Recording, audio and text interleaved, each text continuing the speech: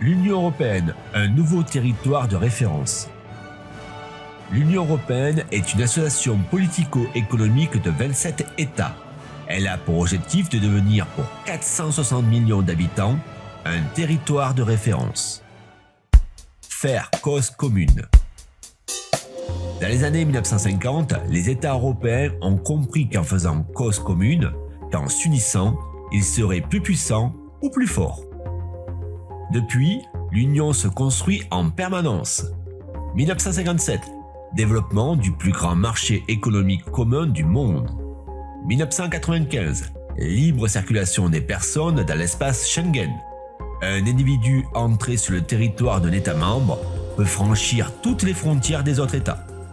2002, adoption d'une monnaie commune, l'euro.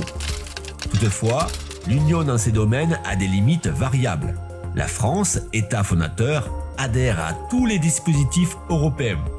Au contraire, le Royaume-Uni, qui refusait les accords Schengen et l'euro, a fini par voter le Brexit, son départ de l'Union. Le projet européen est basé sur la solidarité. 1% de la richesse de chaque État finance un budget européen qui atteint désormais les 170 milliards d'euros. Plus un État est riche, plus il contribue à ce budget. Plus un État est pauvre, plus il reçoit des aides européennes financées par ce budget. Autre exemple de solidarité, pour répondre aux conséquences économiques de la pandémie du Covid-19, l'Union a financé un plan de relance de 750 milliards d'euros. Les aides européennes. La politique agricole commune, la PAC, a pour but de distribuer des aides aux marchés agricoles ou directement aux exploitations. En 2023, celles-ci devront en contrepartie développer une agriculture plus respectueuse de l'environnement. Les autres aides, notamment celle du FEDER, permettent de limiter les contrastes économiques entre les régions européennes. La mégalopole européenne est un espace central. Elle concentre les populations, les richesses et les lieux de commandement. L'Europe du Nord-Ouest est également constituée de régions riches et densément peuplées. Dans ces deux espaces, les aides européennes financent l'interconnexion des réseaux de transport. L'Europe du Sud, à la population plus pauvre, est confrontée au surendettement ou à l'enclavement. L'Europe centrale et orientale, récemment intégrée, est toujours en difficulté économique. Dans ces deux espaces, les aides sont plus massives. Il s'agit de financer l'accès à l'emploi, à la formation, à la recherche et de développer les infrastructures de télécommunications. La France dans l'Union.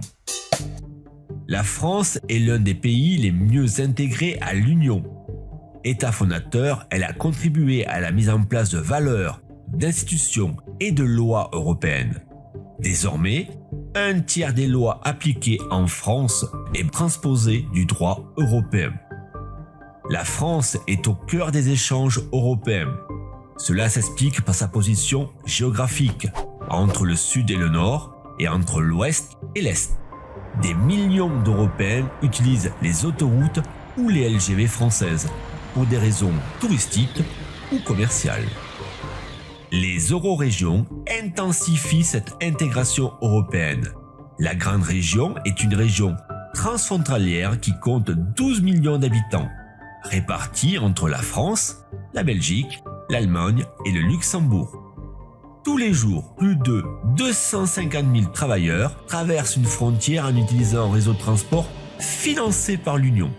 Ces échanges entraînent un développement de l'apprentissage des langues et des aménagements communs. Le sentiment d'appartenance. À travers toutes ces politiques, l'Union veut développer un sentiment d'appartenance.